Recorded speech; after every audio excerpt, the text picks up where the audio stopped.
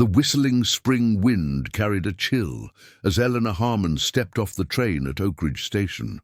Her gloved hands clutched a worn leather suitcase and a letter, the last correspondence from a man she'd never met but had agreed to marry. Smoothing her travel-wrinkled dress, she scanned the platform for the tall figure described in Thomas Blackwood's letters. The station was nearly empty as dusk settled over the small Montana town. No one came forward to claim her. Before we jump back in, tell us where you're tuning in from.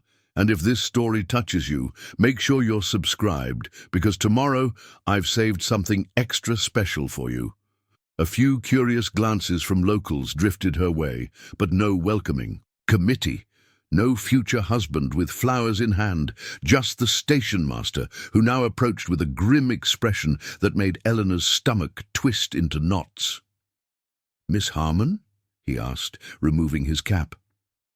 "I'm afraid there's been an incident at the Blackwood Ranch. Sheriff Miller requests your presence at his office immediately." As she followed the station master's directions through the unfamiliar streets, Eleanor had no idea that the new life she'd traveled 2,000 miles to begin was already shattered, or that she would soon find herself entangled in a murder investigation where all evidence pointed to the most likely suspect. Herself, Sheriff James Miller, had seen his share of violent deaths in Oak Ridge County, but something about Thomas Blackwood's murder gnawed at him differently. Perhaps it was the grisly scene at the ranch house, or maybe it was the timing, with Blackwood's mail-order bride scheduled to arrive the very next day. Now, watching the slender woman seated across from his desk, Miller couldn't decide if her pale, shocked expression was genuine or carefully crafted. "Miss Harmon," he began, studying her reaction, "I understand this is difficult news to receive, especially after your long journey, but I need to ask you some questions about your relationship with Mr. Blackwood." Eleanor's hands trembled slightly as she placed them in her lap. Her chestnut hair was pinned neatly despite her travels, and her blue-gray eyes, though red-rimmed, met his directly. "I never met Thomas in person, Sheriff," she said, her voice steadier than he expected. "We exchanged letters for 8 months after I responded to his advertisement in the Chicago Tribune. He seemed kind, hard-working, a good man offering a respectable life." Miller nodded, making a note in his leather-bound journal. "And you arrived today, on April 29th, as planned?" "Yes. The train was actually half an hour early. Thomas wrote that he'd meet me at 4 o'clock. The sheriff scratched his graying beard. "Mr. Blackwood was discovered at his ranch early this morning by his foreman, Jack Preston. According to the doctor, he'd been dead approximately 12 hours by then." Eleanor closed her eyes briefly. "Which means he was killed last night while I was still on the train from Chicago." "That's what we need to confirm," Miller replied, not unkindly. "Do you have your ticket stubs, anything that verifies your whereabouts?" She opened her handbag and produced several crumpled tickets, which Miller examined carefully. The dates and times aligned with her story, but he knew documentation could be falsified. Still, arranging a murder from a moving train would be quite a feat. "Did Mr. Blackwood mention any troubles in his letters? Enemies? Disputes over land or business?" Eleanor shook her head. "He wrote about his cattle ranch, the house he'd built, his plans to expand. There was mention of some tension with a neighboring rancher over water rights, but he didn't seem overly concerned." She hesitated. "In his last letter, though, he did." "Say something strange," Miller leaned forward. "Go on." "He wrote that he had discovered something that would change everything. He promised to explain when I arrived." Eleanor's voice caught. "I assumed he meant something romantic or about our future together. Now I wonder." The office door swung open, and Deputy Charlie Watts entered, nodding respectfully to Eleanor before addressing Miller. "Sheriff, Docs, Hawkins finished the examination. Says Mr. Blackwood was struck from behind with a blunt object, probably that bloodied fireplace poker we found. But that's not what killed him. The deputy lowered his voice. His throat was cut, ear to ear, while he was unconscious. Doc says it was done by someone who knew what they were doing. Miller noticed Eleanor's face grow even paler. "Miss Harmon, are you all right?" "Yes," she whispered. "It's just so horrible to imagine." The sheriff exchanged a glance with his deputy. "Miss Harmon, where were you planning to stay in Oakridge?" "Thomas wrote that he'd have a room prepared at his ranch." She trailed off, realizing the implication. "That won't be possible now," Miller said. "The ranch is a crime scene, and besides, it wouldn't be proper. Mrs. Sullivan runs a respectable boarding house in town. We can arrange a room for you there." Eleanor nodded mutely. "One more thing," Miller added. "Did you and Mr. Blackwood discuss financial arrangements in your letters? His will, property, that sort of thing?" A flash of something, indignation, perhaps, crossed Eleanor's face. "Are you suggesting I traveled across the country to marry a man I'd never met, only to have him murdered before I arrived, all for money I didn't even know existed?" Miller's expression remained neutral. "I'm just gathering information, Ma'am. Mr. Blackwood was a wealthy man by local standards. His ranch is one of the largest in the county." "I didn't know that," Eleanor said quietly. "He described himself as comfortable but modest. I came here seeking a partnership, Sheriff, not a fortune." After arranging for Eleanor to be escorted to the boarding house, Miller sat back in his creaking chair, reviewing his notes. "What do you think, boss?" Deputy Watts asked, perching on the edge of the desk. "I think either Miss Harmon is telling the truth and is the unluckiest bride-to-be in Montana, or she's the most calculating killer I've ever met." Miller tapped his pencil against the desk. "Charlie, send a telegram to the Chicago police. Let's verify her background. And bring Jack Preston in for another interview. I want to know more about that water dispute Blackwood mentioned." The widow. Sullivan's boarding house sat on Maple Street, a well-maintained two-story building with lace curtains and a wraparound porch. The proprietress, a stout woman with kind eyes and a no-nonsense manner, showed Eleanor to a small but clean room on the second floor. "It's a terrible thing that happened to Tom Blackwood," Mrs. Sullivan said, plumping a pillow. "He was well respected around here, kept to himself mostly, but always paid his debts and treated folks fair." Eleanor set her suitcase on the bed. "Did you know him well?" "As well as anyone in town, I suppose. He came for Sunday supper sometimes when business brought him to town." The widow paused. "He was excited about your arrival, you know. Came by last week to ask my advice on purchasing some curtains for the bedroom. Said a lady would want the place fixed up nicer than a bachelor would keep it." Tears welled in Eleanor's eyes at this small kindness from a man she would never meet. Mrs. Sullivan patted her arm sympathetically. "You rest now. Supper's at 6, but I can bring a tray up if you're not feeling sociable." Left alone, Eleanor unpacked her meager possessions: 3 dresses, undergarments, a hairbrush, and a small leather-bound Bible. From a hidden pocket in her suitcase, she withdrew a stack of letters tied with blue ribbon, all of Thomas's correspondence. She read through them again, searching for any clue about what might have led to his murder. The last letter, dated just 2 weeks ago, ended with words that now seemed ominous. "I've discovered something that will change everything, Eleanor. I can't wait to tell you when you arrive. I believe God has brought you into my life for a purpose greater than either of us initially imagined." What had Thomas discovered? And did it lead to his death? A knock at the door startled her. Mrs. Sullivan stood there with a tea tray. "You have a visitor downstairs, Miss Harmon. A Mr. Preston, from the Blackwood Ranch." Eleanor followed Mrs. Sullivan to a small sitting room, where a tall, weathered man in his 40s stood awkwardly, hat in hand. His face was deeply tanned, except for a pale band across his forehead where his hat normally sat. "Miss Harmon, I'm Jack Preston, Mr. Blackwood's foreman." His voice was gruff but not unfriendly. "I thought you might want these." He held out a small package wrapped in brown paper. "Tom asked me to give them to you when you arrived. Said they belonged to his mother, and he wanted you to have them. Eleanor carefully unwrapped the package to find a pair of pearl earrings nestled in a velvet box. "They're beautiful," she whispered. Preston nodded. "He was a good man, Miss Harmon.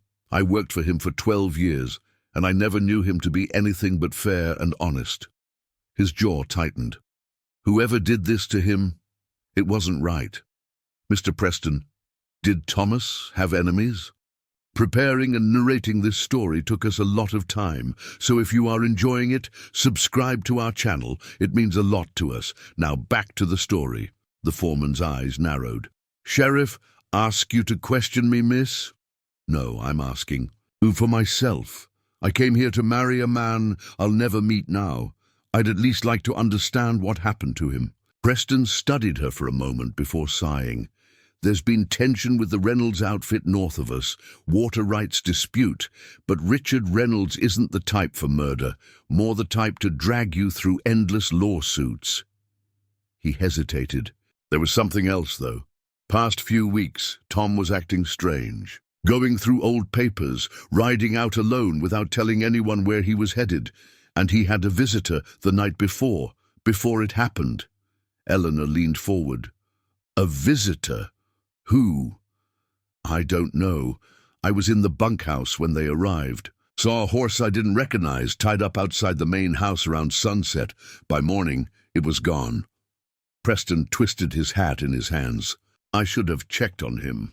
Maybe if I had—" "You found him, didn't you?" Eleanor asked gently. The foreman nodded, his expression haunted. "When he didn't come out for breakfast, I went to check. The front door was ajar. I called out, but there was no answer. Then I saw him, in the study, all that blood." He cleared his throat. "Pardon me, miss. You don't need to hear the details." Eleanor touched his arm lightly. "Thank you for bringing me the earrings, Mr. Preston, and for being a loyal friend to Thomas." After Preston left, Eleanor returned to her room, the pearl earrings clutched in her hand. She felt overwhelmed by grief for a man she'd never met, yet had grown to care for through months of correspondence. What kind of life might they have built together? Now, she would never know. She was startled from her thoughts by another knock. This time, it was a young boy of about 12, with a freckled face and a missing front tooth. "Are you Miss Harmon?" he asked. When Eleanor nodded, he thrust a folded paper into her hand. "Sheriff Miller says to give you this." The note was brief. "Please come to my office tomorrow morning at 9 a.m. New information has come to light." Sheriff J. Miller. Eleanor barely slept that night, tossing and turning as her mind raced with questions. Who had visited Thomas the night of his murder? What had he discovered that would change everything? And why did the sheriff want to see her again so urgently? At breakfast, Mrs. Sullivan introduced her to the other boarders, a schoolteacher, an elderly widower, and a young bank clerk. They were politely curious about her, but Eleanor could sense their underlying suspicion. News traveled fast in small towns, and everyone knew she was the mail-order bride who arrived to find her groom murdered. "Don't mind them," Mrs. Sullivan whispered as she refilled Eleanor's coffee cup. "Folks around here aren't used to excitement. They'll settle down once the real killer is caught." Once the real killer is caught.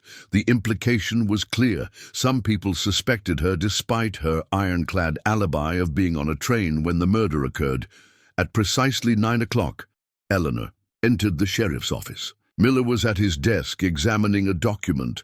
Another man in an expensive suit stood by the window, his back to her. "Miss Harmon, thank you for coming," Miller said, rising. "This is Mr. Lawrence Davis, Mr. Blackwood's attorney." The man turned, revealing a handsome face with calculating eyes that assessed Eleanor coldly. "Miss Harmon," he said with a nod, "I was just explaining to the sheriff the unusual situation we find ourselves in regarding Thomas's estate." Eleanor remained standing, her hands clasped tightly before her. "I don't understand what this has to do with me, Mr. Davis. Thomas and I weren't married." "No, but you were nearly so." Davis pulled a document from his leather portfolio. Thomas made changes to his will just 3 weeks ago. He left everything, the ranch, his savings, all assets, to his beloved fiancée, Eleanor Marie Harmon. Eleanor felt the blood drain from her face. That's impossible. He couldn't have. We'd never even met. Nevertheless, that's what the will states, Davis continued. Normally, there would be a waiting period for probate, but given the circumstances of his death, there may be additional complications. Sheriff Miller was watching her reaction carefully. Miss Harmon, did you have any prior knowledge of this arrangement? No, Eleanor exclaimed. I would never have accepted such a thing. It's inappropriate and it makes me look like you had motive, Miller finished for her. Yes, it does, except for one problem. You were on that train when he was killed. We've confirmed it with the conductor and 3 passengers who remembered you. Eleanor sank into a chair, relief washing over her. Then why am I here? Why tell me about this at all? Davis cleared his throat. Because, Miss Harmon, you should be aware that you now stand to inherit approximately $50,000 in property and assets, making you one of the wealthiest individuals in the county, if you can prove you had nothing to do with Thomas's death. The amount was staggering, more money than Eleanor could have earned in several lifetimes as a seamstress in Chicago. This makes no sense, she whispered. Why would he do this? Sheriff Miller leaned forward. That's what I'd like to know. Perhaps those letters of yours might shed some light. Eleanor straightened her shoulders. I'll bring them this afternoon. You're welcome to read them all, Sheriff. I have nothing to hide. As she stood to leave, Miller added, One more thing, Miss Harmon. We found something curious in Mr. Blackwood's study. A photograph of a woman who bears a striking resemblance. To you, dated 1879. The name written on the back is Margaret Sullivan. Eleanor frowned. I don't understand. Who is Margaret Sullivan? That's what I'm hoping you can tell me, Miller replied, because according to local records, Margaret Sullivan was Thomas Blackwood's mother, who disappeared 25 years ago under mysterious circumstances. Back at the boarding house, Eleanor paced her small room, thoughts whirling. Why would Thomas Blackwood leave everything to a woman he'd never met? And what was this bizarre connection to a photograph of his mother, who supposedly looked like her? She removed Thomas's letters from their hiding place and spread them on the bed, rereading passages she'd already committed to memory. His descriptions of Montana, the ranch, his hopes for their life together, none of it explained the mystery surrounding his death or his unusual will. A soft knock interrupted her thoughts. Mrs. Sullivan stood in the doorway with a concerned expression. Are you all right, dear? You rushed in looking like you'd seen a ghost. Eleanor hesitated, then decided to trust the kind widow. Mrs. Sullivan, did you ever hear of Margaret Sullivan in Oak Ridge? Not related to you, I presume, but apparently she was Thomas Blackwood's mother. The older woman's face paled visibly. Where did you hear that name? Sheriff Miller mentioned her. Said there was a photograph that looked like me. Mrs. Sullivan entered the room fully, closing the door behind her. Margaret Sullivan was my husband's sister, she said in a low voice. The family connection is why I took such an interest in Thomas over the years, though he never knew we were related. What happened to her? The sheriff said she disappeared 25 years ago. The widow sank onto the edge of the bed. Margaret married Edward Blackwood against her family's wishes. He was a hard man, prone to dark moods and violence when he drank, which was often. When Thomas was just 5 years old, Margaret vanished. Edward claimed she'd run off with a traveling salesman, but nobody believed it. Her voice grew tight. My husband always suspected Edward killed her, but there was never any proof. 6 months later, Edward died in a fall from his horse, and Thomas was raised by his uncle. Eleanor's mind raced. And you think I resemble her? Margaret? The moment you stepped into my boarding house, I thought I'd seen a ghost. You could be her daughter. The likeness is so strong. Mrs. Sullivan peered at Eleanor curiously.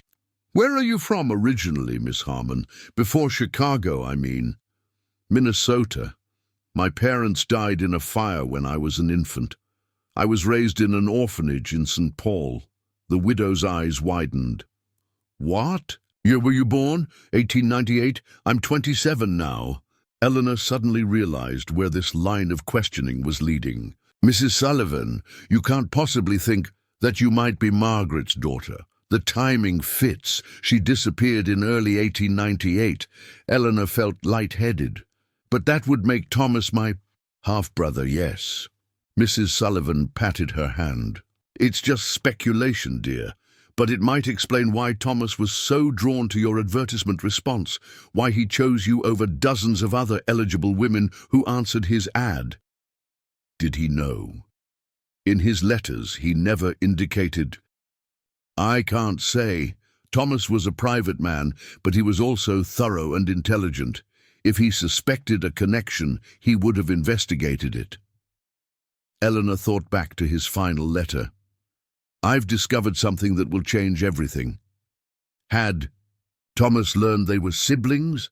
Is that what led to his murder? I need to tell Sheriff Miller about this, Eleanor said, gathering the letters.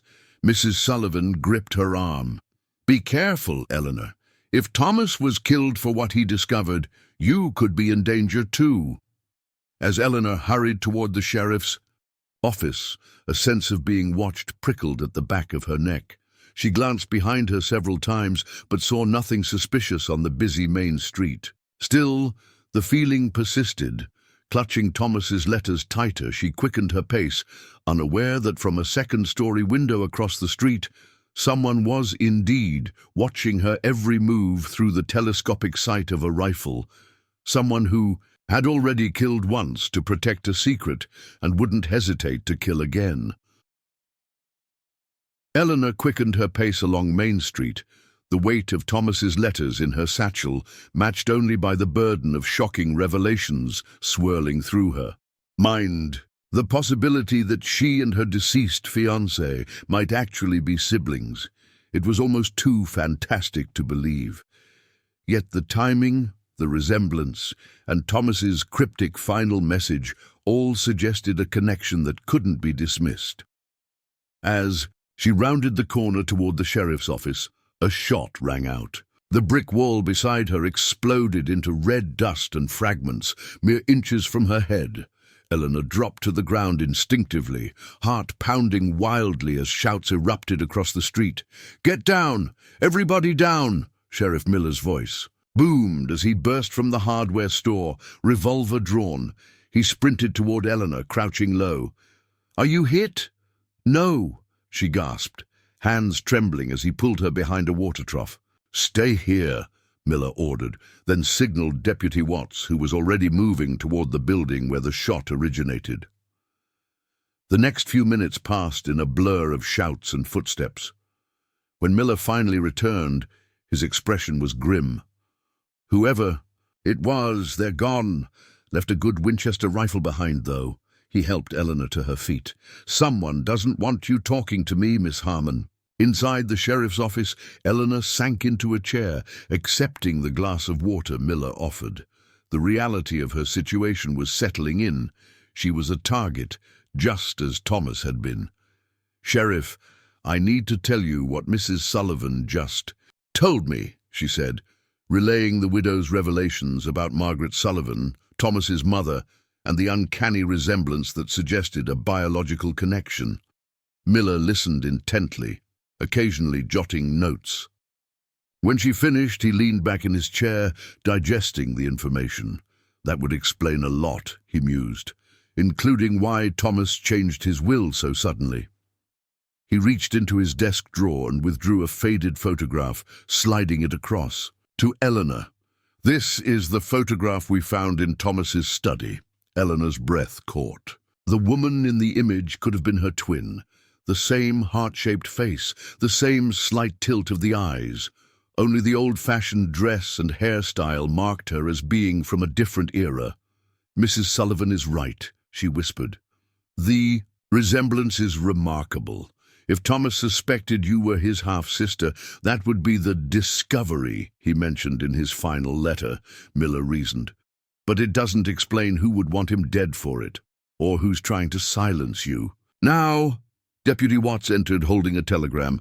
Message from Chicago, boss. Miss Harmon's background checks out. Orphanage records confirm she was brought there as an infant after her parents supposedly died in a fire in 1898. Supposedly? Eleanor echoed. Couldn't find any record of the fire, Watts explained. And the couple listed as your parents, James and Sarah Harmon, don't appear in any Minnesota records before 1897. Miller drummed his fingers on the desk.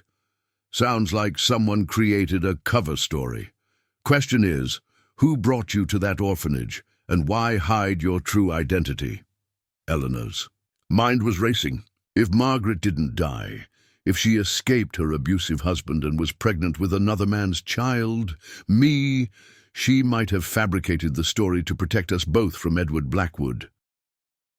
It's plausible, Miller agreed, but it still doesn't. Tell us who murdered Thomas, or who's trying to kill you now. He turned to Watts. Charlie, get word to the Blackwood Ranch. I want all the hands accounted for, and send someone to keep an eye on Richard Reynolds. If this is about the water rights dispute, he might be involved. Eleanor opened her satchel. I brought Thomas's letters, as promised. Perhaps there's something in them that might help. For the next hour, she and Miller pored over the correspondence. Thomas's letters revealed a man who was thoughtful, educated, and increasingly smitten with his mail-order bride. But there was no mention of suspicions about her identity until the final letter with its cryptic message. Look at this, Miller said, pointing to an offhand comment in a letter from February. He mentions consulting old family records at Davis's suggestion. Lawrence Davis, his attorney. The same man who told us about the will. Eleanor frowned.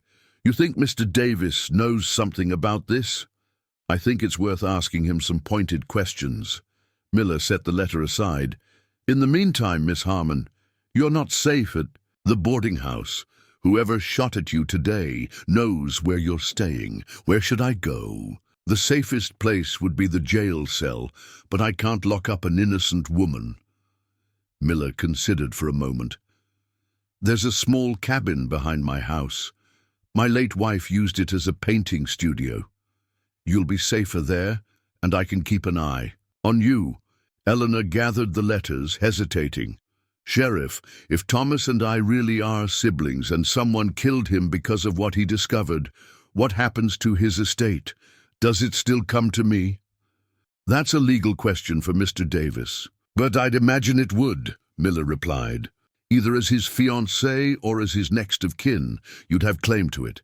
Which reminds me, I should send a deputy to fetch your things from the boarding house. Eleanor nodded, feeling overwhelmed by the swift turn her life had taken.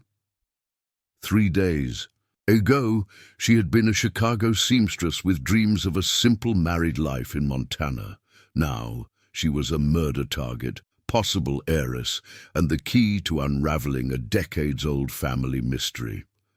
The sheriff's cabin was small but comfortable, with a wood stove, a narrow bed, and a small table with 2 chairs. Deputy Watts's wife had provided a basket of food and necessities, including a borrowed nightgown and a kerosene lamp. I'll be in the main house if you need anything, Miller told her, checking that the windows were securely latched. There's a pistol in the drawer by the bed, a Colt .32. Do you know how to use it? Yes, Eleanor replied, surprising him. The orphanage matron believed women should know how to defend themselves. She taught all the older girls. Miller nodded approvingly. I'll have a deputy patrolling outside through the night. Try to get some rest, Miss Harmon. Tomorrow we'll speak with Davis and see what he knows about Thomas's research into his family history. Left alone, Eleanor stoked the fire in the small stove and tried to calm her racing thoughts.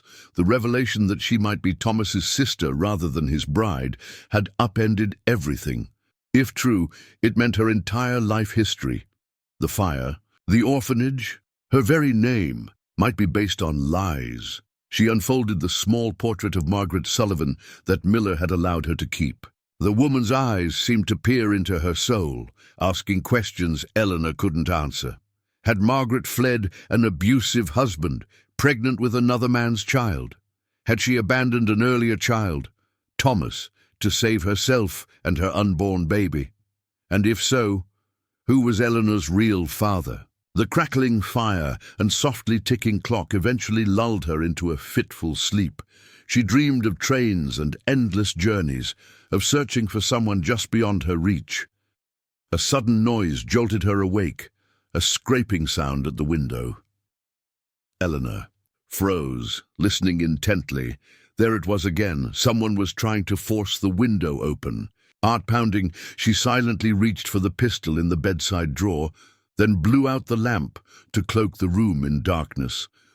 The window latch gave way with a soft click. A shadow moved against the moonlight filtering through the glass. Eleanor raised the pistol, aiming at the silhouette as a figure climbed through the opening. "Don't move," she commanded, her voice steadier than she felt. "I've got a gun pointed at you." The intruder stiffened, then spoke in a distinctly feminine voice. "Please don't shoot. I'm not here to hurt you." Eleanor's finger remained poised on the trigger. "Who are you?" "My name is Rachel Blackwood. Thomas was my brother. Sheriff Miller was furious when he discovered the nighttime intruder, but Rachel..." Blackwood's story was compelling enough that he didn't immediately arrest her. The three of them sat around the kitchen table in Miller's house as dawn broke over the eastern mountains. Rachel was in her early 30s, with the same blue eyes and strong jawline as her deceased brother. She had arrived in Oak Ridge secretly, after receiving an urgent telegram from Thomas just days before his murder. "He found Mother's journal," Rachel explained, hands wrapped around a steaming mug of coffee. "It was hidden in a compartment of an old desk he was planning to refinish for Eleanor's arrival. The journal revealed everything. That Mother didn't run away with another man, as Father claimed, but fled because she feared for her life. She was pregnant with another man's child." Eleanor's breath caught. "Me?" Rachel nodded. "According to the journal, Mother had fallen in love with a man named William Carter, a surveyor who stayed with them briefly. When she discovered she was carrying his child, she knew Father would kill her if he found out, so she ran, but she couldn't take Thomas with her. Father would have hunted them down immediately. And Edward Blackwood's fall from his horse 6 months later?" Miller asked. "Was that really an accident?" "The journal doesn't say. Mother wrote that she planned to establish a new identity, have her baby, then find a way to reunite with Thomas when it was safe. But she never returned." Rachel's gaze shifted to Eleanor. When Thomas found the journal, he started investigating. He discovered records of an infant girl delivered to the St. Paul orphanage in 1898, with a substantial donation made anonymously to ensure her care. "That was me," Eleanor whispered. "But how did Thomas connect me to that infant?" "Your advertisement?" "Response," Rachel said. "You mentioned being raised in the St. Paul orphanage. The timing matched, and when Thomas saw your photograph, he knew. You look exactly like Mother." Miller leaned forward. "Why didn't Thomas simply tell Eleanor this in his letters?" "He wanted proof, absolute certainty, before upending her life with such news. He hired a private investigator to trace Mother's movements after she fled. The investigator discovered she had indeed given birth to a daughter in St. Paul, then contracted pneumonia and died shortly after. Her last act was arranging for the baby's care at the orphanage." Tears welled in Eleanor's eyes. "So my mother didn't abandon me. She died trying to protect me." "Yes," Rachel said gently, "and Thomas was overjoyed to discover he had a sister. That's why he changed his will, to ensure you would inherit your rightful share of the family property." Miller's expression remained skeptical. "This is all very moving, Miss Blackwood, but it doesn't explain why you broke into my cabin in the middle of the night instead of coming to see me directly." Rachel's face darkened. Because I believe Thomas was murdered by someone who didn't want this family's secret exposed. Someone who's been controlling the Blackwood estate for years and stands to lose everything if Eleanor is recognized as a legitimate heir. Lawrence Davis, Eleanor said suddenly. Thomas's attorney. The same, Rachel confirmed. Davis was father's attorney before Thomas inherited the ranch. He's been skimming from the estate for years. Thomas discovered discrepancies in the accounts last month, alongside Mother's journal. He confronted Davis about it. And Davis killed him to keep his embezzlement secret, Miller concluded. But there's a problem with your theory, Miss Blackwood. Davis is the one who told us about Thomas's will change, the very thing that would expose him. Why would he do that if he was trying to conceal Eleanor's identity? Because he didn't expect Eleanor to actually appear, Rachel explained. The will change was made, but Davis likely planned to challenge it after Thomas's death, claiming his client was not of sound mind. With Thomas dead and no bride appearing to claim the inheritance, the estate would have been tied up in probate for years, with Davis controlling the assets. You arrived and ruined his plan, Miller said to Eleanor. And now he's trying to eliminate you too. Eleanor shuddered. The shot fired at me yesterday, that was Davis. Or someone working for him, Rachel suggested. He wouldn't dirty his hands personally. Miller stood up, checking his sidearm. We need evidence, something that ties Davis directly to Thomas's murder. Without it, it's just speculation. What about Thomas's journals? Eleanor asked. If he documented his suspicions about Davis's embezzlement, that would establish motive. They weren't among the papers in his study, Miller replied. Just the old journal belonging to your mother. Rachel's eyes widened. The strong box. Thomas kept his personal journal in a strong box in his bedroom. It had a false bottom where he hid important documents. We didn't find any strong box, Miller said. Then Davis must have taken it, Rachel insisted. It would be the first thing he'd look for after killing Thomas. Miller stroked his chin thoughtfully. Davis lives in that big house on Willow Street. If he has the strong box, that's where he'd keep it. He looked at both women. I can't get a search warrant based on your suspicions alone. We need more. Eleanor straightened her shoulders. Then we'll have to get creative, Sheriff, because if we're right about Davis, he won't stop until I'm dead too. The plan was simple but risky. Eleanor would visit Davis's office, ostensibly to discuss her inheritance. She would wear a wire, a crude but effective device Miller had used in previous investigations. While Davis was distracted with Eleanor, Rachel and Deputy Watts would search his home for the missing strongbox. This is too dangerous, Miller objected. If Davis suspects anything, he won't hesitate to harm you. His office is on the main street, Eleanor countered. He won't try anything in broad daylight with people passing by. Besides, he thinks I'm ignorant of my connection to Thomas. As far as he knows, I'm just a mail-order bride concerned about my unexpected inheritance. Miller reluctantly agreed, but insisted on positioning himself in the barber shop across the street with a clear view of Davis's office.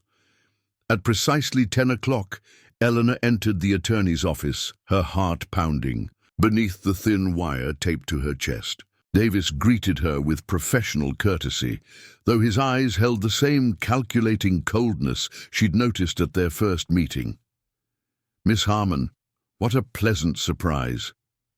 I trust you're recovering from your shocking introduction to our little town, as well as can be expected, Eleanor replied, taking the seat he offered. I've been thinking about what you told me regarding Thomas's will. It seems so unusual that he would leave everything to someone he'd never met. Davis smiled thinly. Love makes men do impractical things, Miss Harmon. Though I advised against such a rash decision, Thomas was quite insistent. Eleanor leaned forward slightly, ensuring the wire would pick up their conversation. Mr. Davis, did Thomas ever mention anything about his mother to you? I understand she disappeared many years ago. A flicker of something, annoyance, alarm, crossed Davis's face before his professional mask returned. Margaret Blackwood abandoned her family for another man. It was quite the scandal at the time, but ancient history now. Why do you ask? Sheriff Miller mentioned a photograph found in Thomas's study. A woman who apparently resembles me. Davis's fingers tightened almost imperceptibly on his pen. Coincidences are curious things, Miss Harmon. But I fail to see what Margaret Blackwood has to do with your inheritance. I was just wondering if Thomas ever suspected a connection between us, if that might be why he changed his will so suddenly. The attorney's face hardened. What exactly are you implying? Eleanor maintained an innocent expression. Nothing at all. I'm simply trying to understand Thomas's motivations. It seems strange that he would leave his entire estate to a stranger, unless... She hesitated deliberately. Unless he had reason to believe I wasn't a stranger at all, but family. Davis's eyes narrowed. Miss Harmon, I think you're letting your imagination run wild. Thomas changed his will because he was smitten with the idea of you. Nothing more. And yet, the timing is curious, Eleanor pressed. According to Sheriff Miller, Thomas changed his will just after consulting some old family records you helped him locate. The temperature in the room seemed to drop. Davis set down his pen and leaned back in his chair, studying her. With new intensity. You've been busy, haven't you, asking questions, forming theories. I'm simply trying to understand the situation I've found myself in, Eleanor replied evenly, though her pulse quickened at the dangerous shift in his demeanor. Let me give you some advice, Miss Harmon, Davis said, his voice silky but menacing. A smart woman in your position would collect her unexpected windfall and return to Chicago. Oak Ridge has a way of being unwelcoming to outsiders who pry into local matters. Is that a threat, Mr. Davis? Merely friendly counsel from your fiancé's attorney. He smiled, showing teeth. Montana can be a dangerous place for a woman. Alone. Accidents happen. People disappear. Eleanor felt a chill run through her. People like Margaret Blackwood? Davis's expression darkened further. Careful, Miss Harmon. Very careful. A sharp knock at the door interrupted the tense moment. Sheriff Miller entered without waiting for an invitation. Miss Harmon, I need you to come with me immediately, he said, his hand resting meaningfully on his holstered revolver. Mr. Davis, I suggest you stay right where you are. We have some matters to discuss. Outside, Miller guided Eleanor swiftly down the street toward his office. Watson Rachel found the strongbox, he murmured. Thomas's journal was inside, along with ledgers documenting Davis's embezzlement. And there's more. A button from Davis's distinctive brocade vest was found under Thomas's desk. We've got him. Eleanor's knees nearly buckled with relief. He was as good as confessed there, Sheriff. He threatened me. I heard every word, Miller confirmed, but the physical evidence is what will hang him. The button places him at the scene, and the journal establishes motive. As they reached the sheriff's office, a gunshot echoed from the direction they'd come. Miller drew his weapon. Get inside, he ordered, pushing Eleanor through the door before running back toward Davis's office. 20 minutes later he returned, his expression grim. Davis shot himself, left a note confessing to Thomas's murder. He handed Eleanor a folded paper. He left this for you. With trembling fingers, Eleanor unfolded the note. Miss Harmon, or should I say Miss Blackwood, your brother was a fool who couldn't leave well enough alone. For 20 years, I managed the Blackwood affairs, taking what was rightfully mine after Edward Blackwood promised me a partnership, then reneged. When Thomas discovered my accounting methods and your existence simultaneously, he became dangerous. He planned to welcome you not as a bride, but as a sister, to make you co-owner of the ranch that should have been partially mine. I couldn't allow that. But I miscalculated your arrival time. I expected the mail-order bride to arrive before I could. Dispose of Thomas. You've won, Miss Blackwood.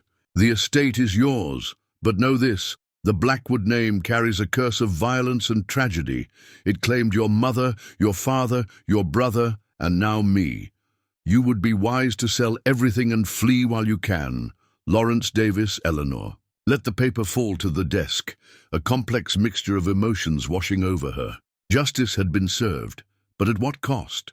Thomas, the brother she'd never known, was gone forever, along with any chance to build the relationship he'd hoped for. "What happens now?" she asked Miller quietly. "That's up to you," he replied. "The Blackwood Ranch is yours either way, as Thomas's fiancée or as his sister. You could sell it, as Davis suggested, or I could stay," Eleanor finished. "Learn to run it with Jack Preston's help, honor the brother I never had the chance to know." Rachel Blackwood entered the office, her face lighting up when she saw Eleanor. "They told me you were here.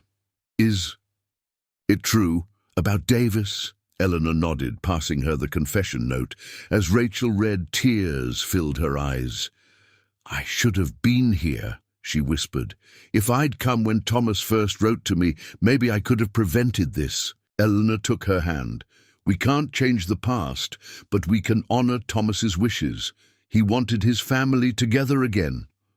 She squeezed Rachel's fingers. "Will you stay? Help me learn about the ranch, about the Blackwoods, about our brother?" Rachel's eyes met hers, a smile breaking through her tears. "I'd like that. It's what Thomas would have wanted." Sheriff Miller cleared his throat. "Ladies, I hate to interrupt this touching moment, but there's still the matter of Thomas's funeral arrangements. As his family, you should decide." Family. The word echoed in Eleanor's mind. She'd come to Montana seeking a husband and found instead a sister, a history, and a home. The journey had been marked by tragedy, but also by truth and perhaps the beginning of healing for the Blackwood legacy. As she and Rachel left the sheriff's office together, Eleanor glanced at the distant mountains framing the Blackwood Ranch. Thomas had written that on clear days you could see forever from the ranch house porch. She hoped it was true. She had a feeling she might be staying for quite some time. 3 weeks had transformed Eleanor's life beyond recognition. The mail order. Bride, who'd stepped off the train, had become a ranch owner, a newfound sister, and the subject of Oak Ridge's most sensational gossip in decades. Lawrence Davis's suicide and confession had officially closed Thomas's murder investigation, but Eleanor discovered that justice didn't bring the closure she'd expected. Standing on the Blackwood Ranch's wide front porch, Eleanor watched the spring sunset paint the distant mountains in shades of amber and purple. Behind her, in what was now her home, she could hear Rachel moving about the kitchen, preparing supper. The two women had quickly formed a bond that transcended their unusual circumstances. Half-sisters who'd never known each other, united by tragedy and shared blood. "Evening, Miss Blackwood," called Jack Preston as he crossed the yard toward the bunkhouse. The foreman had been invaluable during the transition, teaching Eleanor about ranch operations while maintaining the respect of the cowboys who'd initially been skeptical about taking orders from a woman. "Good evening, Mr. Preston," she replied. "How are the new calves doing?" "Thriving. We haven't lost a single one." He paused, hat in hand. "There's something you should know, though. Richard Reynolds came by the north pasture today while I was checking fences. Said he wants to meet with you about the water rights issue." Eleanor frowned. The neighboring rancher had been notably absent from Thomas's funeral and hadn't bothered to introduce himself to the new owner of the Blackwood Ranch. "Did he say what specifically he wants to discuss?" "No, ma'am. Just that it's urgent business that can't wait." Preston's tone made clear his opinion of Reynolds. "I told him you'd be at the county courthouse tomorrow morning for the property transfer proceedings. He said he'd find you there." Eleanor nodded her thanks as Preston continued to the bunkhouse. The water rights dispute that Thomas had mentioned in his letters remained unresolved. One of many loose ends she was still untangling. Rachel appeared in the doorway, wiping her hands on her apron. At 34, She was 7 years Eleanor's senior, but they shared the same heart-shaped face and expressive eyes that had been their mother's legacy. "I heard Jack mention Reynolds," she said. "Are you going to meet with him?" "I suppose I must, eventually. Better to address it directly than let it fester." Eleanor joined her sister in the warm kitchen that smelled of fresh bread and stew. "Have you ever met him?" Rachel shook her head. "Thomas mentioned him in letters, but never favorably. The Reynolds and Blackwood families have been at odds for generations. Something about a land dispute that predates even our father's time." As they sat down to supper, Eleanor marveled at how quickly this house had begun to feel like home, despite the circumstances that had brought her here. The bedroom Thomas had prepared for his bride remained untouched. She'd chosen a smaller room overlooking the eastern pastures instead. "I was going through more of Mother's things today," Rachel said, passing a basket of bread. "I found this." She placed a small, leather-bound book on the table. "It's her personal Bible. Look at the inside cover." Eleanor carefully opened the fragile book. Written in faded ink was an inscription: "To my beloved Margaret, may your faith guide you through life's journey. With eternal love, William." "William Carter," Eleanor breathed. "My father." Rachel nodded. Mother must have cherished it. It was hidden in a compartment in her sewing box, along with this. She handed Eleanor a folded piece of paper, yellowed with age. It was a map of sorts, with markings that made little sense to Eleanor. A series of numbers ran along the bottom edge, and a particular location was marked with a small X. "What is this?" Eleanor asked, studying the cryptic notations. "I'm not certain," Rachel admitted, "but look at the date in the corner, March 1898. That's the month Mother fled. And these coordinates," she tapped the numbers, "they mark a location somewhere on Blackwood land, according to Jack." Eleanor's pulse quickened. "Do you think she hid something there? Something she couldn't take with her when she fled?" "It's possible. Tomorrow, after your meeting at the courthouse, we could ask Jack to help us locate the spot."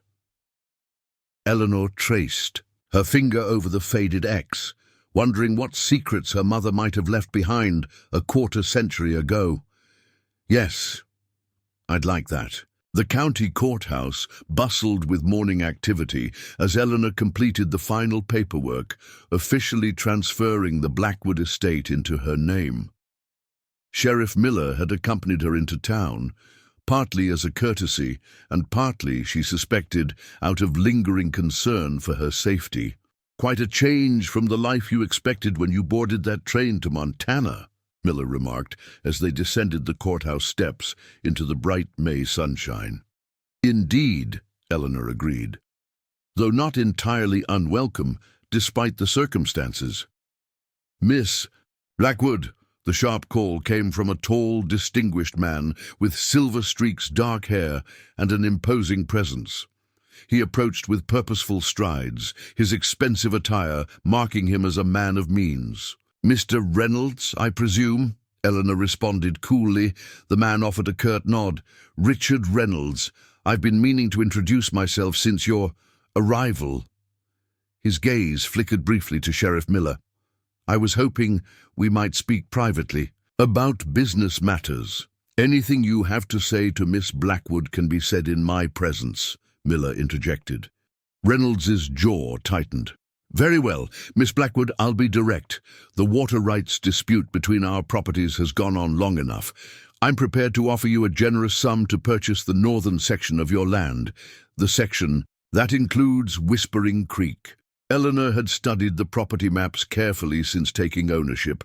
The creek in question supplied water to both ranches, but its headwaters originated on Blackwood land. "And if I decline?" she asked. "Then we continue as adversaries rather than neighbors," Reynolds replied bluntly. "Your brother was stubborn about this matter. I had hoped you might be more reasonable." There was something in his tone, a veiled implication, that raised Eleanor's hackles.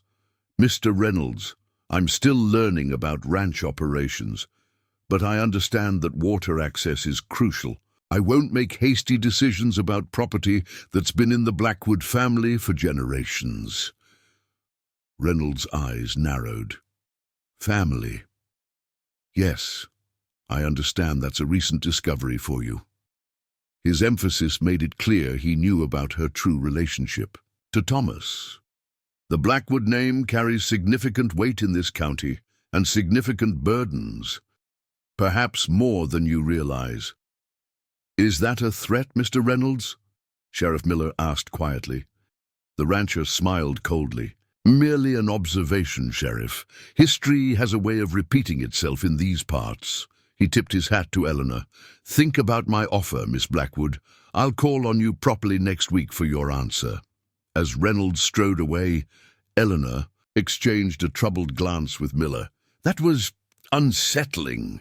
"Reynolds has always been ambitious," Miller said. "He's been trying to expand his holdings for years, but there was something more personal in his manner just now."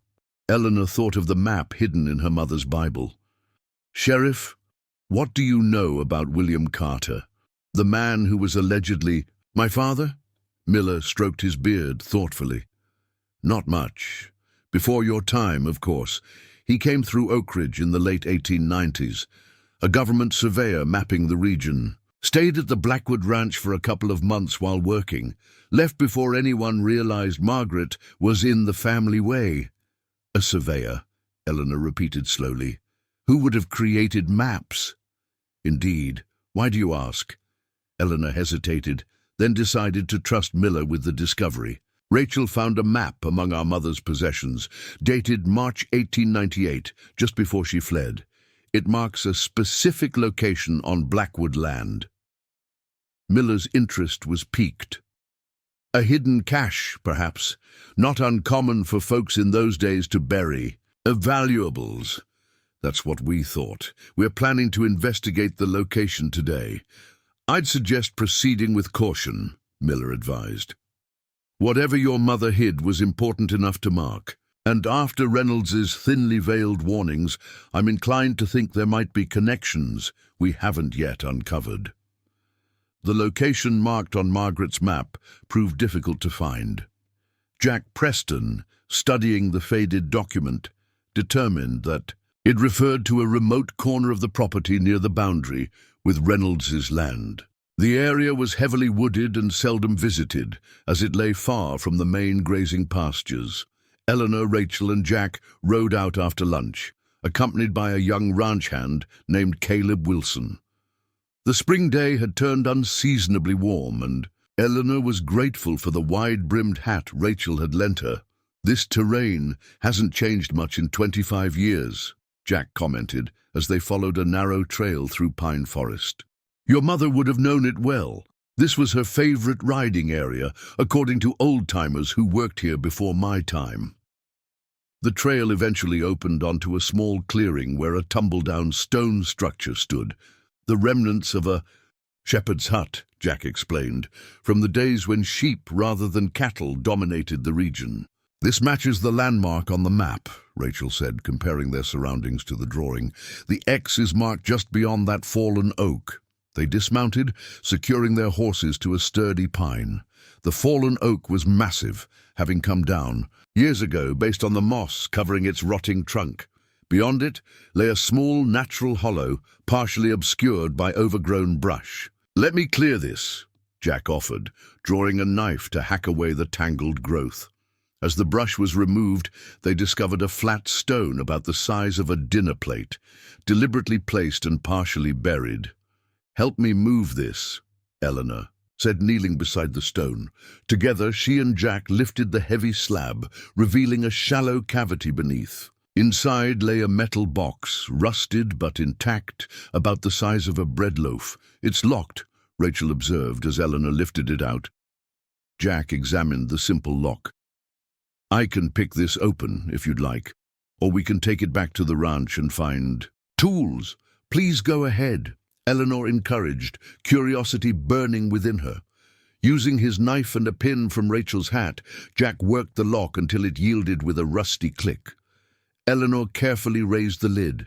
Inside lay several items wrapped in oilskin, protection that had preserved them from moisture despite their years underground. Eleanor unwrapped them gently. A small leather pouch containing jewelry, a wedding ring and a pendant, a packet of letters tied with faded ribbon, and most surprisingly, legal documents. "These are land deeds," Rachel said, examining the papers. "And surveys." Eleanor read through the first document, her brow furrowing in confusion. "This is a deed showing that William Carter purchased land adjacent to the Blackwood property, land that now belongs to the Reynolds Ranch. But look at the date, January 1898, just before Mother fled." Jack peered over her shoulder. "That parcel includes the headwaters of Whispering Creek, the very water source Reynolds is disputing with you now. And here's a survey map," Rachel added, unfolding a larger document. "It shows mineral deposits, gold and silver, located on that same parcel." Eleanor's mind raced. Mother knew about this. William Carter, my father, must have discovered the minerals during his government survey work. He purchased the land privately, knowing its value. But how did Reynolds end up with it? Jack wondered. Eleanor continued reading through the papers. Here, a letter from William to Mother.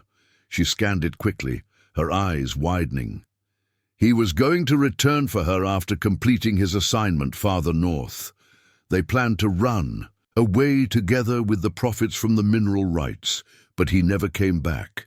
And Edward Blackwood died in that suspicious riding accident 6 months after Mother disappeared, Rachel added, the implications dawning on her.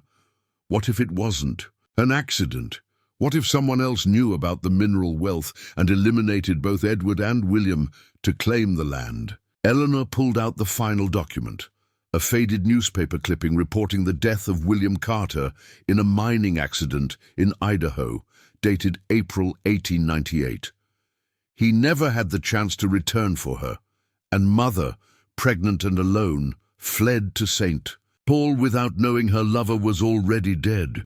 But how did Reynolds acquire land that legally belonged to William Carter? Jack asked. As if in answer, the sound of a rifle being cocked echoed through the clearing. "An excellent question, Mr. Preston," came Richard Reynolds' voice from the tree line. He stepped into view, rifle aimed steadily at the group. Behind him emerged 2 armed men, and one I'd prefer remained unanswered. Eleanor rose slowly, clutching the documents. "These deeds prove this land was never legally yours, Mr. Reynolds. You've been stealing Blackwood water for decades." Reynolds laughed coldly. "Stealing? I merely claimed what was abandoned.